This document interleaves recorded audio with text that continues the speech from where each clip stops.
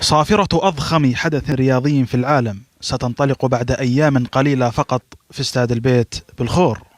مدينة الخور التي تقع على الساحل الشرقي لدولة قطر أضحت جاهزة بكافة مرافقها الخدمية والسياحية لاستقبال جماهير كأس العالم. سادات بلدية واضحة حق الموجودين، طبعا من خدمات، من الكشكات، من تكريم دورات المياه موجودة، من النظافة، من إزالة المخلفات، من يعني جميع الأشياء إن شاء الله، وجاهزين إن شاء الله لاستقبال السواح والزوار من جميع أنحاء العالم. الخور هي المدينة الثانية من حيث الكثافة السكانية والمساحة بعد العاصمة الدوحة، وتبتعد عنها 30 كيلومترا. تتميز المنطقة بشواطئها الرائعة والهادئة، وهي شواطئ مخصصة للأنشطة الترفيهية والرياضية.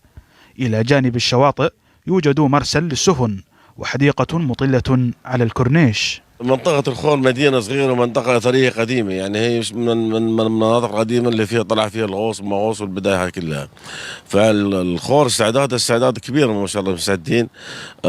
يعني الشاطئ الفركيلي اللي توه مفتوح فتح خصيصا حق كأس العالم.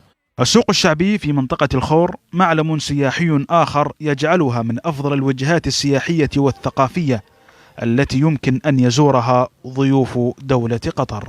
نحن نتوجه للناس التي في بطولة كأس العالم افتتاح، نتمنى الناس يطلعون السوق الواقف القديم، سوق الخور القديم في نحلتان.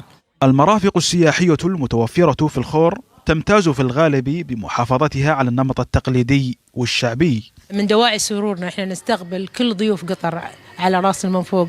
قطر دوحة الجميع، واحنا كذلك نرحب بكل ضيوف قطر. طبعا منطقة الخور هي منطقة من اصول قطر، ومن يعني من المدن اللي بيفتخر فيها ان يكون الانسان فيها.